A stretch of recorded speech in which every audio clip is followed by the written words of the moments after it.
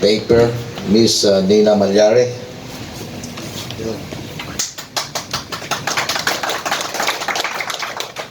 We have also with us Miss Joy Estrellado, the General Secretary of Paper. Mr. Ronnie Dakigan, the incoming President. Congratulations, sir. Mr. Jude Briones, the incoming Vice President. And my friend for a period of time, but as what he had said, this is the first time that we have physically met. We've been talking every now and then, especially if there are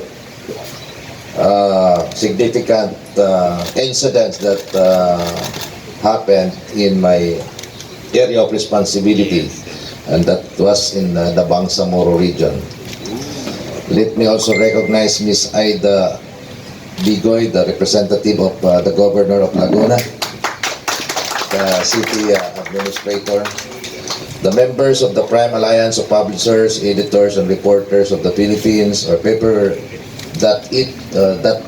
Incorporated. With your indulgence, let me also recognize my colleagues in the Philippine Army.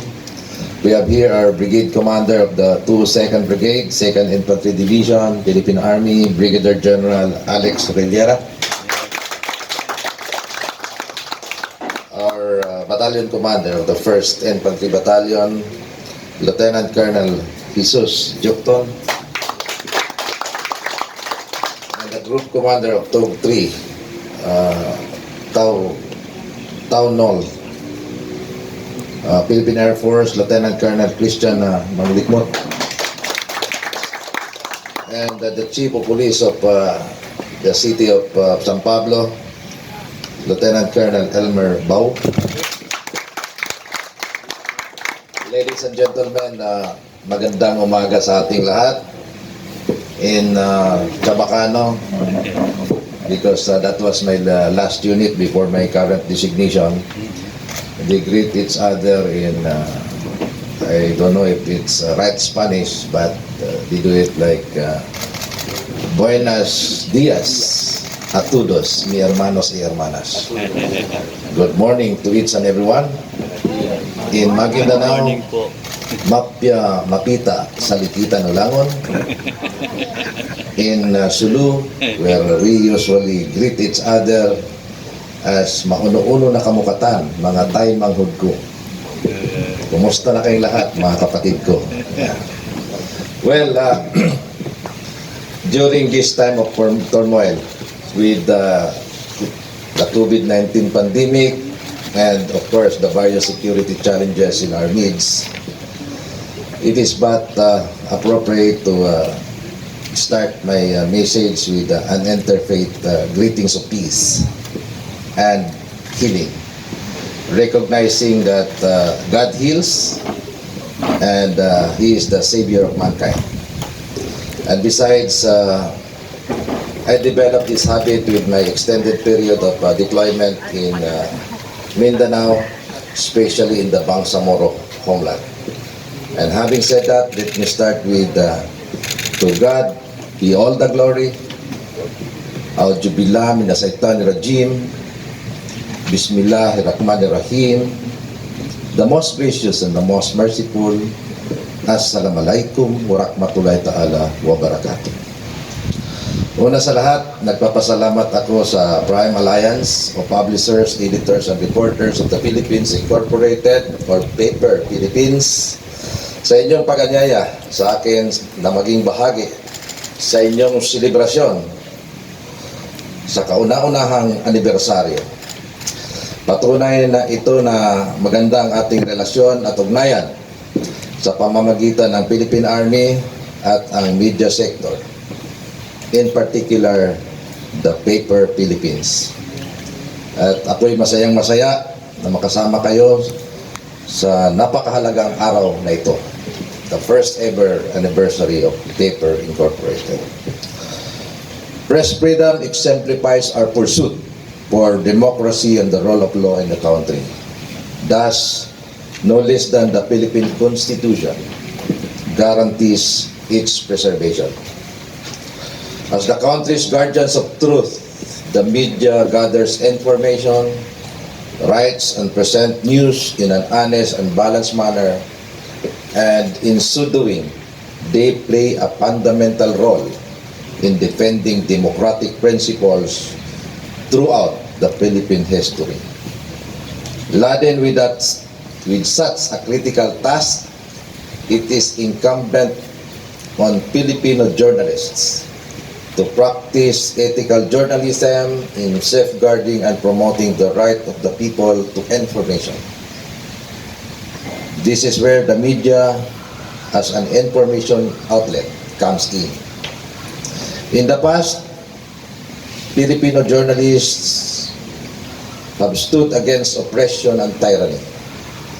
In this modern day and age, they serve as truth bearers over various issues affecting the Philippines and the rest of the world. Such is the influence of journalism in the country that in good hands, it can and should promote good governance and transparency. Kasi nagkaroon ng check and balance dahil sa mga naibalita nyo, naisiwalat nyo ang inyong nakikita at naobserbahan. From this, one cannot simply disregard the similarities in the roles portrayed by the Philippine Army and the media. We both need transparency and accountability for our organizations to succeed. Recognizing this, both of our organizations advocate good governance and likewise value press freedom. In this age of connectivity, where massive disinformation is bound to happen, we connect with independent and reliable media to get facts straight. Natutuwid natin yung mga disinformation through factual reporting. In light with this, the Philippine Army supports the Prime Alliance of Publishers, Editors, and Reporters of the Philippines, who demonstrate such attributes. And I can attest to that with my engagements with Jude and his field reporters. So, congratulations on your first founding anniversary and the launching of your magazine.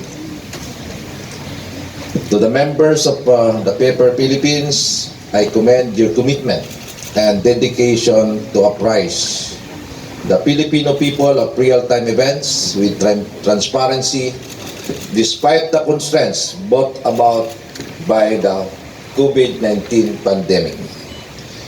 Your theme this year, the media, the new era, and the new normal, reflects your determination and resolve to deliver factual news in the midst of these trying times.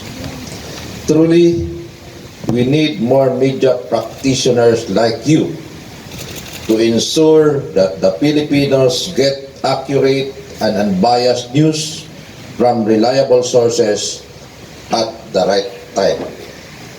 As such, I urge you to carry on with your dedication, commitment, and diligence. Of course, we also recognize our other stakeholders who are present today, and some of them are represented. I was expecting Laguna Governor Honorable Ramon Hernandez to be with us, the Vice Governor Karen Agapay, of course the City Mayor Honorable Loreto Amante, but he is ably represented here, and our 3rd District Board Member Angelica Alarba. But then, thank you very much for supporting all our peace and security efforts and for being such proactive partners, not only for Paper Philippines Incorporated, but to the Philippine Army as well, at mga partners dito. This only goes to show that with our collective efforts, we can better serve the Filipino people. In fact, That is our core purpose, serving the people and securing the land. To all the partners today, both our civilian partners and the members of the media sector, particularly the paper Philippines Incorporated, please know that in the name of public service, the Philippine Army is not above you. We are not also below you. Instead, we are always beside you. Pantay-pantay lang tayo. Kaya dapat lamang na we walk side by side to attain lasting peace and progress here in our country and across the archipelago and even in the ASEAN region. Further, your commitment to serve our nation nurtures our concept of peace, which I mean treating it as an acronym, as people empowerment in addressing conflict environment. We really need active participation from each and everyone, recognizing that fact that your military cannot do it alone.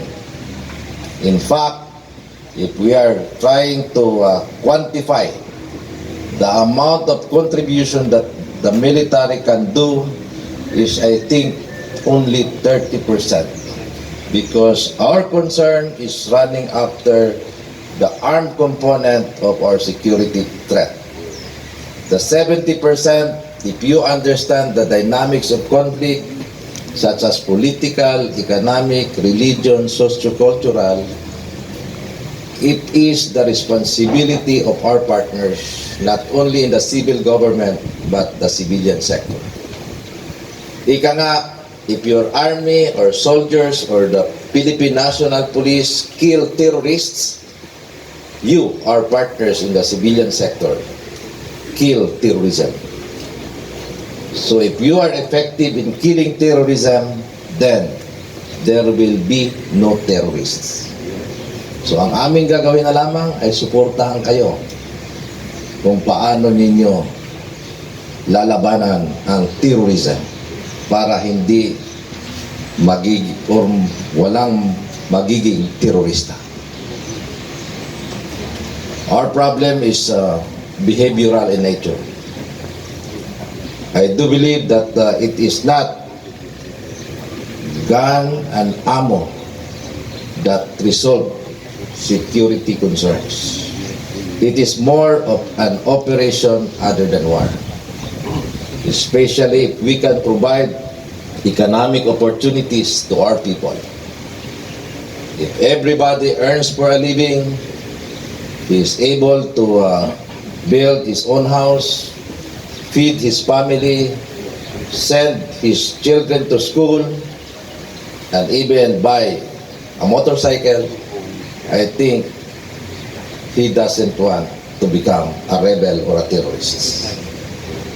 So, again, I would like to emphasize that guns and ammunitions are not the solution of our security challenges. It is more of an operation other than war. And of course, one of our end state, yung gusto nating mangyari, ay magkaroon tayo ng progreso. If you look around, we have a lot of opportunities. And that's why I am tempted or even compelled to define progress, again, treating it as an acronym. I defined it as progressive or patriotic response to opportunities geared to reinvigorate an economically sustainable society. So if we are economically sustainable and resilient, I think there will be no security problems in our midst. Hence, I am assuring everybody that the Philippine Army will always adhere to the rule of law, and respect for press freedom. Yeah. In fact, earlier on, I shared with our incoming president that our operational imperatives are rule of law, respect of human rights, and strict adherence to the provisions of the international humanitarian law. That is our guiding principle. So let us all work together for truth, justice, and democracy to prevail in our beloved country, Philippines. Finally, let us inculcate passion and resolve in our work for true happiness and productivity. I always relate happiness to productivity. Katumbas ito sa aking paniniwala at palaging pinapaalala sa ating mga kasundaluhan na ang taong masaya ay maraming nagagawa. I had been in the service for more than 3 decades or almost 4 decades now, 38 years and a little more. And soon I will be retiring from the military service with a great hope that we are able to end the menace of terrorism and other forms of lawlessness. And as I do my job, I always strike a good balance between mission accomplishment and looking after the moral and welfare of our men. Ika nga, mission accomplishment first, moral and welfare always. Dahil mas madaling mapasunod ang ating mga kasamahan or mas maganda yung maging resulta ng kanilang ginagawa kung sila ay masaya. Kaysa sila ay malungkot, maaaring sinusunod lang ang iyong utos pero you are not very certain that their product will be of good quality. So, kailangan bigyan natin ng magandang balanse. So muli, maligayang anibersaryo, Paper Philippines Incorporated. Maraming salamat sa pag-anyaya nyo sa akin dito at ako'y masayang masaya tulad ng sinabi ko kanina na nagiging bahagi ako sa inyong selebrasyon. So mabuhay ang Paper Philippines Incorporated, mabuhay ang Philippine Army, mabuhay ang Philippine Air Force, mabuhay ang Philippine National Police, mabuhay tayong lahat. God bless us all. Wabado, wasalam.